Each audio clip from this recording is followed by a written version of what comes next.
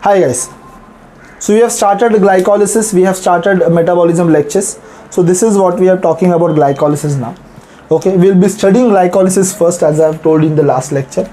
So what is glycolysis? Glycolysis is very, you can understand by the name, you are splitting a glucose molecule into two pyruvate. That is called glycolysis. Okay, it is one, you have to understand, it is one of the universal pathway. Okay, it is one of the universal and conserved pathway. E. coli भी glycolysis करता है, human भी glycolysis करता है, elephant भी glycolysis करता है. Most of the living organism in this on this earth, okay, they have glycolysis path, and if they have the glycolysis path, it is very similar. Okay, it is this pathway is conserved in those organisms whoever is metabolizing glucose into pyruvate. Okay. Of course, the glycolysis happens in cytosol. If you talk about a cell, it doesn't happen in nucleus, it happens in cytosol. There is a very interesting theory that they say that these enzymes of glycolysis, which we will talk about, they are linked to each other. Okay, and that structure what is formed, which we call is metabolons. Okay, and these metabolons are having lots and lots of enzymes which are concerned with glycolysis. Okay, so this is one of the energy yielding pathway of the cells. Okay, and it doesn't matter you have oxygen or not, the glycolysis will happen, but you need oxygen for the further process. Okay, so when we talk about glycolysis, we also should understand about glucose. Okay, let's take glucose into consideration for a minute. Now when we talk about a glucose, okay, we have talked about glucose is converted into pyruvate, and let's say this is our cell.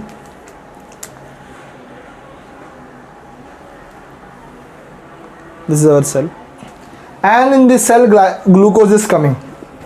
Okay, now how glucose will come in this cell? That's the question. You have a blood vessel over here. This is a blood vessel. This is a blood vessel, and then glucose is here. Okay, let me ask you a question. The glucose concentration at this in the blood vessel and the glucose concentration in the interstitium, in between this circulatory system, which is your blood vessels, and in the interstitium between the cell and capillaries, or between the cell and blood vessels, what is the concentration? Which concentration is more? Here there will be more concentration in blood vessel, or the concentration will be more in interstitium? What do you think? If you are saying that concentration is more in the blood vessels, okay, if you are saying concentration is more in the blood vessels, of course you are wrong. Okay, and if you are saying the concentration is more in interstitium, then congratulations, you are wrong again, because the concentration in blood vessel and the concentration in interstitium is equal, because glucose can freely pass from blood vessel to interstitium. Okay, so the concentration in the blood vessel and the concentration in interstitium is equimolar.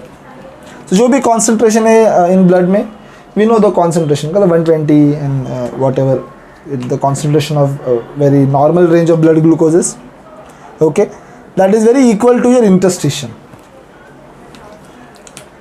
Now you have to answer me the concentration of glucose in interstitium and the concentration of glucose in the cell. Let's say this is any cell we are talking about.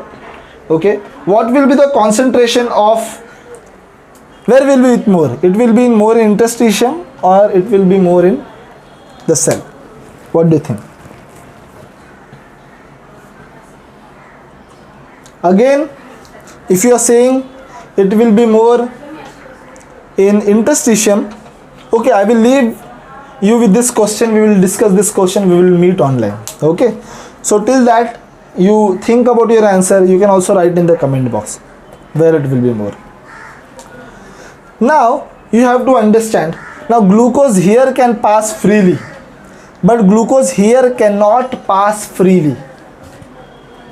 This may be giving hint to your answer what you will get, because glucose cannot pass here freely.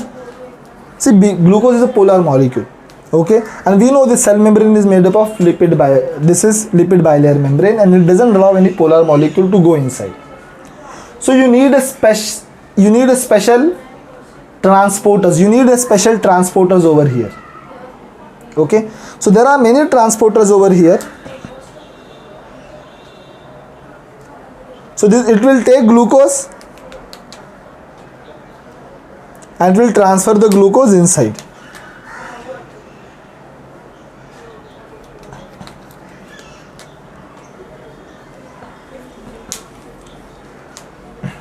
Okay, this diagram is not very good, I guess. Yes.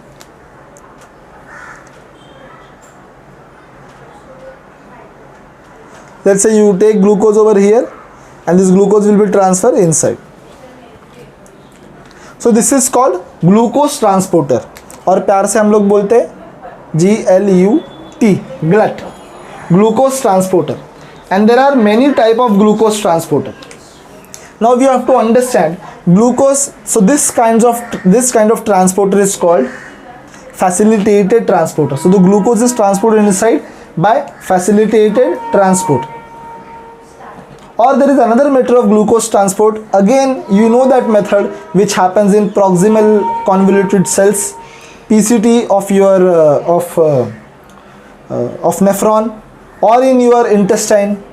By what method the glucose is taken? It's very interesting question. You please think on that and please get back to me with that answer. Okay, so there are two methods. One is facilitated transport and the second method which you are going to tell me. Okay, now by that method glucose comes in, and the main transporter which transport glucose is GLUT. It's called glucose transporter. And this glucose transporter, if you talk about this facilitated type of transporter, are of many type. So how many are the type? So we have GLUT type 1. Okay, we have GLUT type 1, then we have GLUT type 2, then we have GLUT type 3, then we have GLUT type 4, we have GLUT type 5, we have GLUT type 7. 6 नहीं है, 7 है. So what are these glucose transporter type 1, 2, 3, 4, 5 and 7? How they are different? Let me tell you. Okay, this GLUT 1 and 3 are one of the basics type of transporters. Okay, one of the basic type of transporter, one of the very important type of transporter. Okay, and this transporter is very important because even at the basal level, even outside glucose concentration is very less. Still this transporter will transport glucose inside. Okay, so this is very kind of a tight transporter. Even the concentration is very less outside, still it will transport glucose inside the cell. Can you tell me an organ which needs glucose desperately, which requires glucose desperately? Even the blood glucose level is very less, you require that organ to function very well. Yes, absolutely correct. If you are saying brain, yes. So this type of glucose transporter is present on your brain, okay, your RBC, some tissues of your heart also. So this is very important transporter, which is GLUT 1 and 3. GLUT 4 transporter is very important again. GLUT 4 transporter is a dependent transporter. And on what it is dependent? It is dependent on insulin. You know, when there is low blood glucose level, our beta cell of pancreas releases insulin hormone, and this insulin hormone goes to the cells, for example your muscle cells, your adipose tissues, okay, then your different parts of your body, okay, skeletal muscle, let's say smooth muscles, then your adipose tissues. So it goes to this cell. So let's say this is your cell के अंदर cell बना रहा हूँ. So this is, let's say, skeletal muscle cell, and this have a receptor for insulin, okay. So when insulin is bind over here, when insulin binds over here, insulin sends a signal inside which will signal this vesicle, and in this vesicle there are many glucose transporter type 4. So when insulin comes, this glucose transporter type 4 gets into your cell membrane. So first the cell was impermeable to glucose, now the cell became permeable to glucose because of insulin. Okay, so this transporter depends on insulin. So when there is insulin present, only then this transporter will work. Okay, only then this transporter will work. So that's why this is insulin dependent transporter, GLUT type 4. There is one very interesting transporter. Okay, there is one very interesting transporter. This transporter is a two-way transporter. Two-way means अगर glucose concentration यहाँ पे ज़्यादा है, it will transport glucose from inside to outside, or from out. If glucose is more in outside, it will transfer from outside to inside.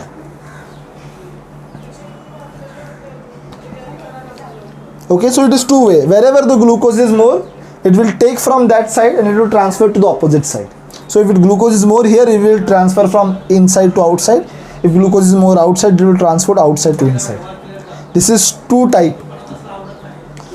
So which do you think GLUT 1, 2, 3, 4, 5, 7 will be of this type, will be of two-way transporter?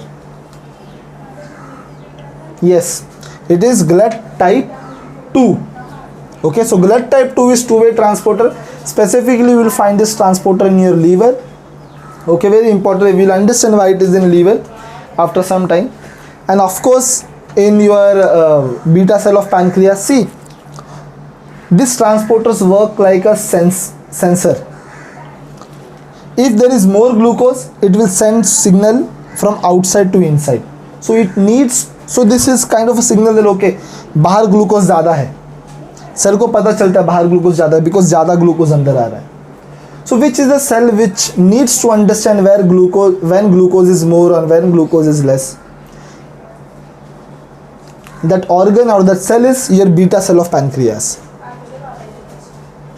Because in beta cell of pancreas, if blood glucose level is less, only if blood glucose level is more, only then it will release insulin. And when blood glucose level is less, it will not release insulin. Okay, and also your liver, you will understand why liver in we will discuss glycolysis. Okay, then if you talk about what is remaining, 1, 2, 3, 4 हो गया. Fifth is not actually glucose transporter, it is a fructose transporter, guys. It is fructose transporter. Can you tell me which organ of your body, okay, needs this type of transporter?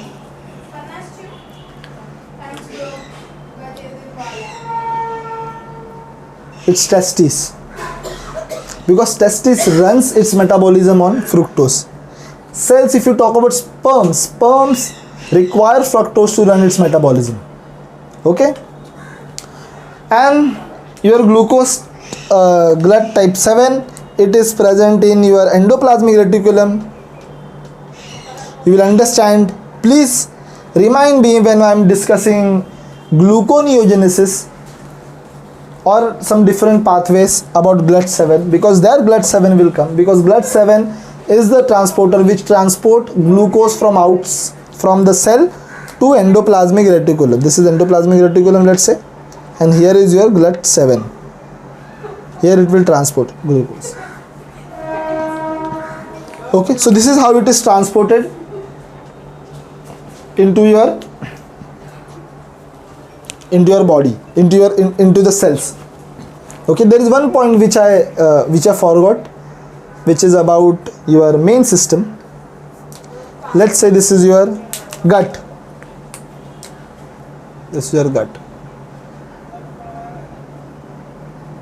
Okay, and this is your liver. Let me explain you why hepatocytes needs two-way transporter. Okay, when you have energy rich meal, when you intake lots and lots of glucose, this glucose is taken by the intestinal cells, and from the intestinal cells through the blood vessels to, there is a very proper portal system, it is given to liver. Most of the glucose is transported in liver. Okay, and from the liver, let's say 70 to 80% is transported in liver, and some amount of that glucose is sent into the systemic circulation. So liver takes huge amount of glucose and converts into storage form of glucose, that is glycogen.